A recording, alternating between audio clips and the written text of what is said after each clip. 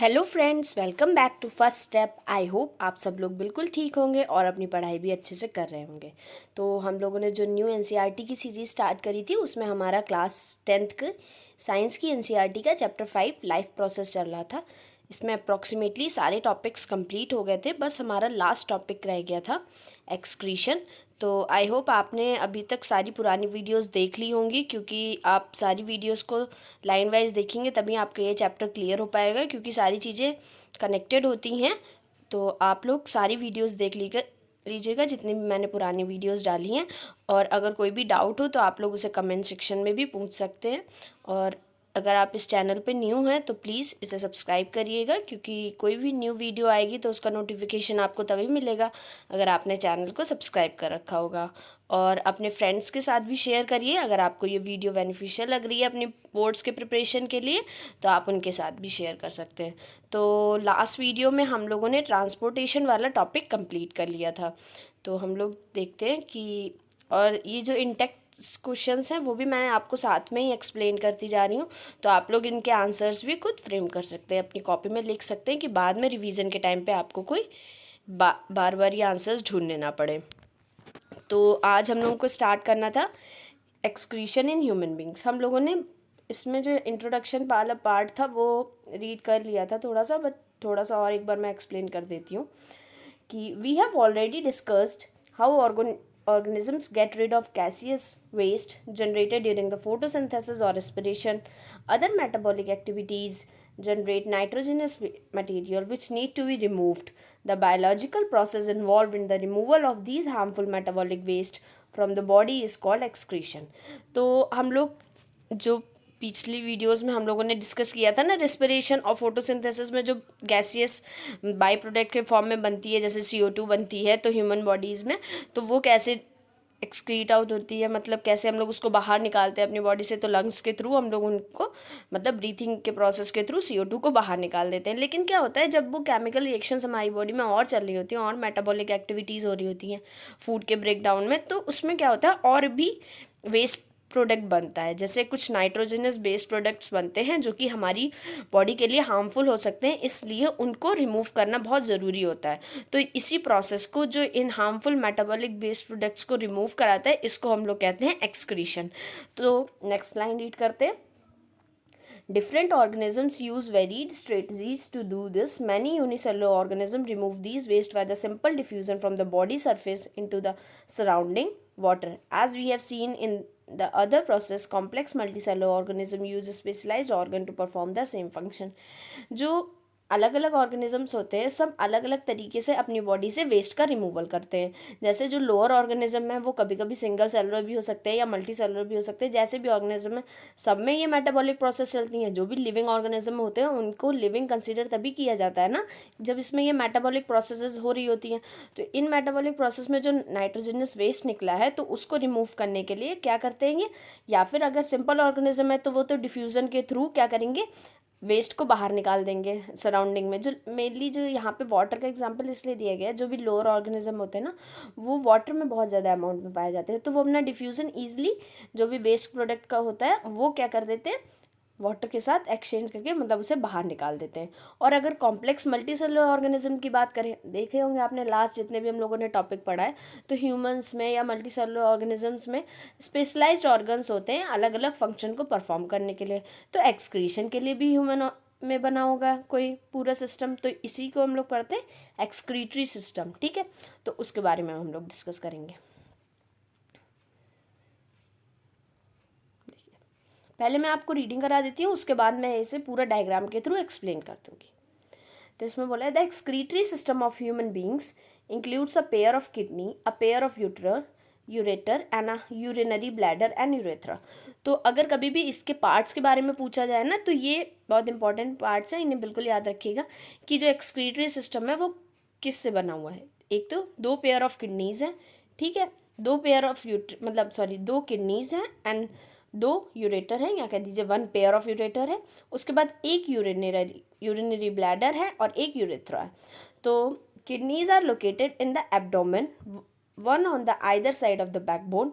Urine produced in the kidney passes through the ureters into the urinary bladder where it is stored until it is release through the urethra.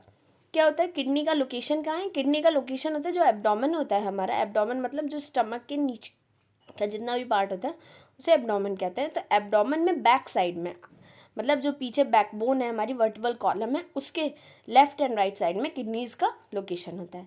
उसके बाद जो urine produce होती है वो kidney से पास होती है यूरेटर में, और यूरेटर से जाती है वो यूरिनरी ब्लैडर में स्टोर हो जाती है, और उसके बाद जब भी उसको बाहर रिलीज करना होता है तो यूरेथ्रा के थ्रू रिलीज हो जाती है। तो इसको अब हम लोग डायग्राम के थ्रू देखें तो अच्छे से समझ में आएगा आपको। यहाँ पे दिखाए गए, ये देखिए, ये हो गई आपकी एक लेफ्ट किडनी और ये हो गई इधर वाली आपकी राइट किडनी, ठीक है। तो लेफ्ट किडनी राइट किडनी दो किडनीज हो गई। उसके बाद आप देखिए थोड़ा सा ऊपर नीचे भी है, जो लेफ्ट किडनी होती है वो थोड़ा ज़्यादा ऊपर होती है, राइट किडनी जो होती है वो नीचे को होती है। क्यों होती है, क्योंकि यहाँ पे जो राइट साइड होता है ना हमारा बॉडी का ना, उधर देखे आपने लंग्स के नीचे लीवर होता है, तो लीवर के कारण क्या होता है इसको, तो इसी स्पेस के कारण ये थोड़ा सा इसका लोकेशन नीचे हो जाता है। तो उसके बाद ये देखिए दोनों किडनी से एक यूरेटर निकला हुआ है, यहाँ पे लेफ्ट यूरेटर सिर्फ लिखा हुआ है, तो एक लेफ्ट यूरेटर है एक राइट यूरेटर है। और फिर जो यूरेटर है वो कहाँ पे जाके खुल रहे हैं, यूरिनरी ब्लैडर में, यूरिनरी ब्लैडर में खुल रहे हैं। और उसके बाद जो लास्ट पार्ट है वो है यूरेथ्रा, ठीक है। और जैसे किडनीज है, इनको भी तो ब्लड चाहिए होता है प्रॉपर फंक्शनिंग करने के लिए। तो इसमें क्या आ रहा है, एक तो रीनल जो लेफ्ट रीनल आर्टरी है वो यहाँ पे दिखाई हुई है, ऑर्टा दिखाया हुआ है। ऑर्टा का मतलब क्या होता है कि ये जो ऑर्टा है मेन, ये क्या लाएगा, ऑक्सीजनेटेड ब्लड लाएगा किसके पास, किडनी के पास। और जो वेना कावा है ब्लू कलर का, वो डीऑक्सीजनेटेड ब्लड यहाँ से लेके जाता है, ठीक है। और ये ऑर्टा तो मेन ब्रांच हो जाती है किसी भी ट्यूब की। उसके बाद क्या होते हैं, आर्टरीज होती हैं, इसलिए यहाँ पे ये आर्टरी दिखाई गई है जो अंदर लेके जाएगी किडनी के अंदर ब्लड को। और ये लेफ्ट रीनल वीन दिखाई गई है, तो वो बाहर लेके जाएगी। रीनल जो टर्म है वो किडनी से रिलेटेड होता है। तो कोई भी जो जो जो ब्लड वेसल्स किडनी के पास आ रही हैं, इसलिए उन्हें वहाँ पे हम लोग लेफ्ट रीनल आर्टरी कह रहे हैं या फिर लेफ्ट रीनल वीन कह रहे हैं। तो ये सारे पार्ट्स आपको समझ में आ गए होंगे। बट यहाँ पे जो किडनी जो एक्सक्रीटरी सिस्टम का मेन पार्ट है वो कौन कौन से, एक तो दो किडनीज हैं, ठीक है। उसके बाद क्या है, दो यूरेटर है जो दोनों किडनीज से निकलते हैं, और वो दोनों जाके एक यूरिनरी ब्लैडर में खुल जाते हैं। और उसके बाद जो यूरिनरी ब्लैडर में जो भी यूरिन स्टोर होती है, उसके बाद जब उसे रिलीज आउट होना होता है तो वो यूरेथ्रा के थ्रू रिलीज आउट हो जाती है, ठीक है। नेक्स्ट अब हम बात करते हैं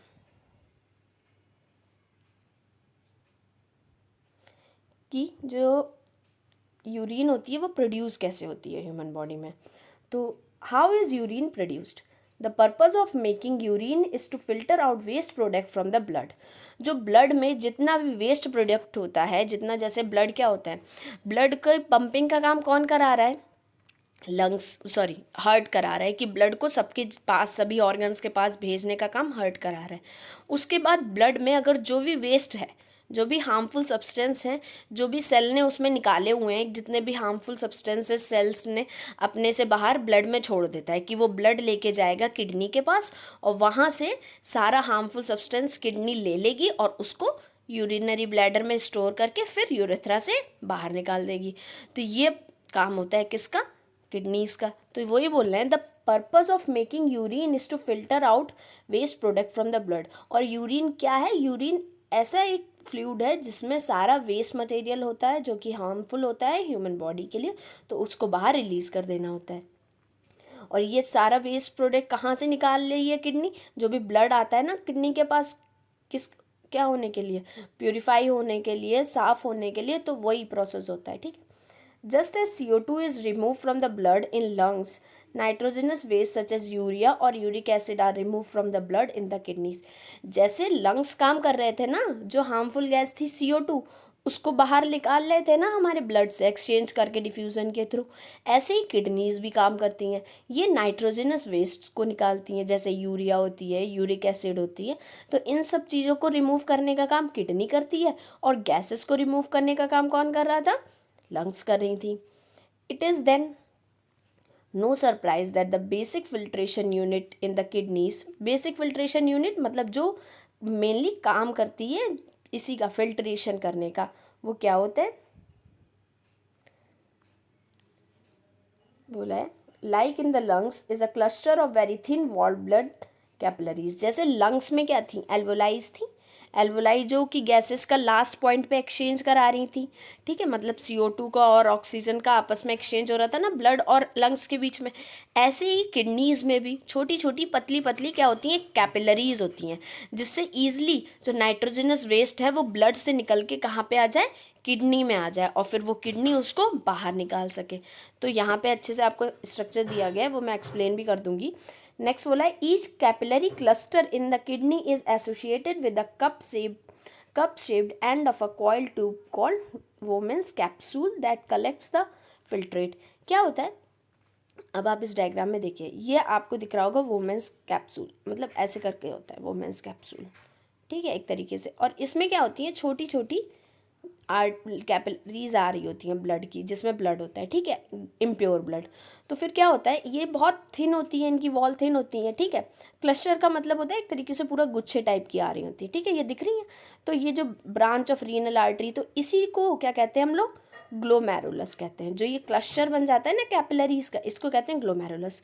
अब ये बहुत थिन वॉल्ड है, तो ये क्या करेंगी, जो भी नाइट्रोजनस वेस्ट होगा वो ब्लड यहाँ पे चला जाएगा, ब्लड से बिल्कुल जैसे एक तरीके से आप लोग जो चाय को छानते हैं ना, हम लोग उसी तरीके से चाय नीचे चली जाती है और जो ऊपर जो चाय की पत्ती रह जाती है वो अलग हो जाती है, वो वहाँ पे एक्सट्रैक्ट हो जाती है।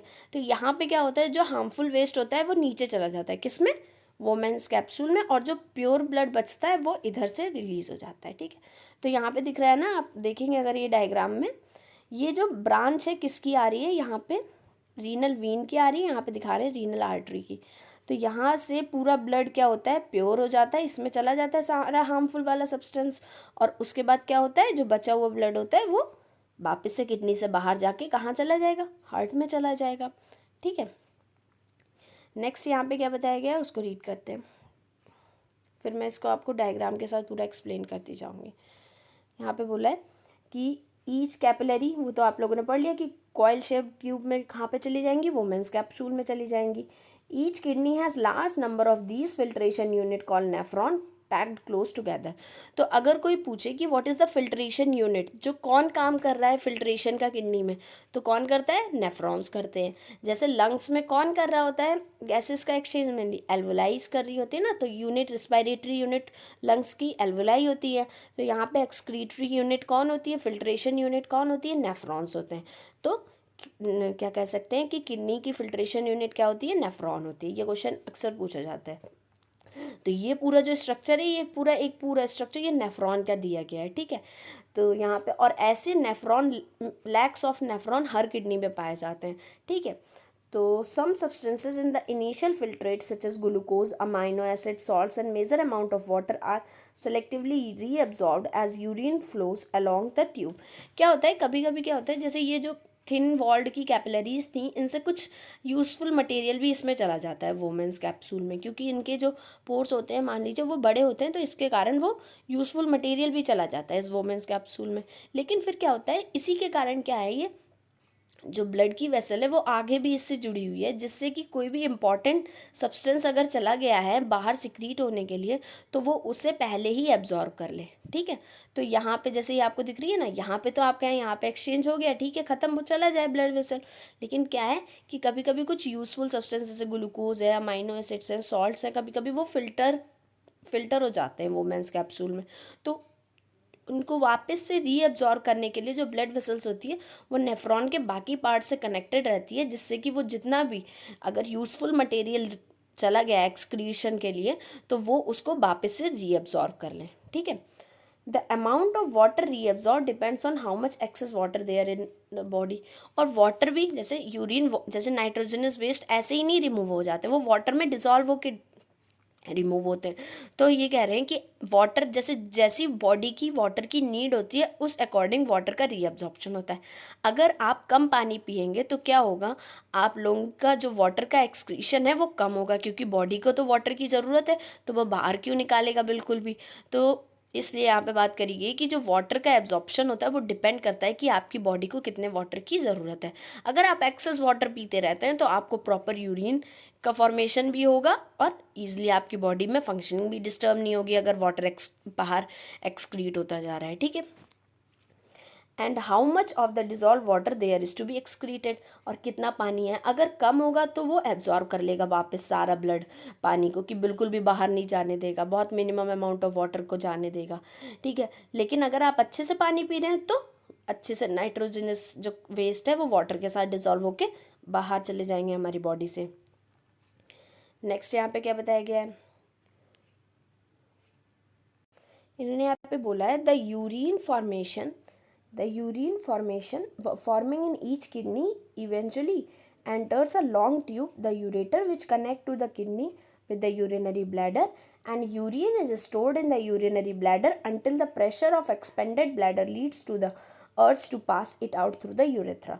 क्या होता है, जो यूरिन फॉर्म हुई किडनी में वो बाहर चली जाती है, आपको मैंने यूरेटर दिखाए थे, जैसे ये किडनीज हैं तो यहाँ से यूरेटर निकलता है, तो जो भी जितनी भी यूरिन फॉर्म हुई वो यूरेटर के थ्रू बाहर चलेगी और फिर वो जाके यूरिनरी ब्लैडर में स्टोर होती जाती है। बट क्या होता है, ऐसे पहले धीरे धीरे करके यूरिनरी ब्लैडर में स्टोर होती है, उसके बाद जब ये यूरिनरी ब्लैडर पूरा फिल हो जाता है तो क्या होता है, ये जब पूरा यूरिन से फिल हो जाता है तो यूरिन इसकी वॉल्स पे एक प्रेशर डालती है कि ये पूरा ब्लैडर एक्सपेंड हो गया है, फिल हो गया है, अब मुझे इस यूरिन को रिलीज आउट करना है, तो वो यूरिथ्रा के थ्रू बाहर पास हो जाती है। तो हम लोगों को अर्ज लगती है ना वॉशरूम जाने की, तो वही बात यहाँ पे करें कि अर्ज मतलब कोई डिज़ायर जाने के लिए, तो वो कब होती है, जब ये पूरा ब्लैडर फिल हो जाता है और उसके बाद वो प्रेशर डालता है यूरिनरी ब्लैडर पे, उसके बाद हमें क्या होती है, एक अर्ज होती है कि इसे यूरिथ्रा के थ्रू पास कर दें। तो ये कैसा स्ट्रक्चर होता है, the bladder is muscular, so it is under nervous control as we have discussed elsewhere, as result we can usually control the urge to urinate. क्या होता है, ये जो ब्लैडर होता है ये मस्कुलर होता है, मस्कुलर मतलब मसल्स का बना हुआ स्ट्रक्चर होता है, और ये मसल्स का बना हुआ होता है, इसी कारण क्या होता है, इसमें नर्वस कंट्रोल भी होता है। नर्वस कंट्रोल का मतलब कि आप अपना यूरिन जाने के अर्ज को कंट्रोल भी कर सकते हैं एक लिमिट तक, बट ऐसा करना नहीं चाहिए, जो भी हमारी बॉडी की फंक्शन चल रही है उस अकॉर्डिंग हमें चलने देना चाहिए, वरना ये हमारे लिए ही हार्मफुल हो जाती है। तो लेकिन हम लोग कब अर्ज को, यूरिनेशन की अर्ज को कंट्रोल भी कर सकते हैं, क्योंकि ये हमारे नर्वस सिस्टम पे भी डिपेंड होता है, ठीक है। तो आई होप आपको ये समझ में आ गया होगा पूरे अच्छे से। नेक्स्ट यहाँ पे ये दिखाया गया है आर्टिफिशियल किडनी का हीमोडायलिसिस कैसे होता है, ठीक है, ये मैं आपको नेक्स्ट क्लास में एक्सप्लेन करूँगी। उससे पहले मैं आपका ये चैप्टर आज पूरा एक्सप्लेन कर दूँ कि एक्सक्रीशन इन प्लांट्स भी पढ़ लेते हैं हम लोग, ये छोटा सा दिया हुआ है तो इसको भी रीड आउट कर लेते हैं कि प्लांट्स में एक्सक्रीशन कैसे होता है। Plant uses a complete different strategy for excretion than those of animal. बिल्कुल डिफरेंट है भाई, प्लांट्स का पूरा प्रोसेसिंग डिफरेंट है, वो तो खुद से खाना बना रहे हैं, तो वो अपना एक्सक्रीशन का मैकेनिज्म उनका अलग है। Oxygen itself can be thought of as a waste product generated during the photosynthesis। मतलब आप सोच सकते हैं कि प्लांट के लिए ऑक्सीजन एक वेस्ट प्रोडक्ट हुआ, क्योंकि वो रिलीज आउट कर रही है फोटोसिंथेसिस के फॉर्म में, बट ऐसा नहीं होता है, प्लांट भी रिस्पायरेशन करते हैं, वो भी ऑक्सीजन को लेते हैं। तो यहाँ पे बता रहे हैं we have discussed earlier how plants deal with the oxygen as well as the CO2 and they can get rid of excess water by transpiration. अगर वाटर एक्सेस है तो उसे ट्रांसपिरेशन के थ्रू बॉडी से रिलीज आउट कर देते हैं, और CO2 का और ऑक्सीजन का एक्सचेंज तो हम लोग पढ़ ही चुके हैं स्टोमेटा के थ्रू। लेकिन कुछ अदर वेस्ट जो होती हैं उनको कैसे करता है, for other waste plant uses the fact that many of their tissue consist of dead cells and that they can be even lose some parts such as leaves। क्या होता है, कभी कभी डेड सेल्स बन जाते हैं या कोई भी वेस्ट होता है तो वो क्या करते हैं, उस पार्ट को ही सेड कर देते हैं अपने प्लांट्स के लीव्स में जाके वो स्टोर हो जाएगा और फिर वो लीव पूरी सेड हो जाती है। तो इस तरीके से वो अपना वेस्ट रिमूव कर देते हैं। नेक्स्ट यहाँ पे बताया गया है many plant waste product are stored in the cellular vacuoles. Vacuoles हम लोगों ने क्लास 9 में पढ़ा था कि जो प्लांट सेल होता है उसमें बहुत लार्ज मतलब बहुत लार्ज साइज़ का वैक्यूल होता है, तो उसमें मैक्सिमम वेस्ट स्टोर होता है या वाटर स्टोर होता है। तो वही बता रहे हैं कि यहाँ पे वेस्ट प्रोडक्ट स्टोर रहता है, और वेस्ट प्रोडक्ट में be stored in the leaves that fall of, या फिर उन लीव्स में इस वेस्ट प्रोडक्ट होता है जो फॉल ऑफ हो चुकी होती है, तो वहाँ पे चला जाता है सारा वेस्ट प्रोडक्ट, उसके बाद वो सेल लीफ डेड हो जाती है और वो पेड़ से टूट के गिर जाती है। Other waste products are resins and gums specially in the old xylem. तो क्या होते हैं, जैसे आप लोगों ने देखा ना कहीं कहीं से गम जो आप लोग प्लांट जो ट्री से एक्सट्रैक्ट किया जाता है जिससे रबर का फॉर्मेशन होता है। रिजन्स भी होती हैं, मतलब एक सब्सटेंस आप लोगों ने कभी कभी देखा होगा, कभी कुछ वाइट कलर का सब्सटेंस निकल रहा है प्लांट से या कोई भी चीज़ ऐसी निकल रही होती है, तो हम लोगों के लिए तो वो यूज़फुल होती है, बट क्या होता है वो प्लांट्स का वेस्ट होता है, वो उनका वेस्ट प्रोडक्ट निकालने का एक प्रोसेस होता है।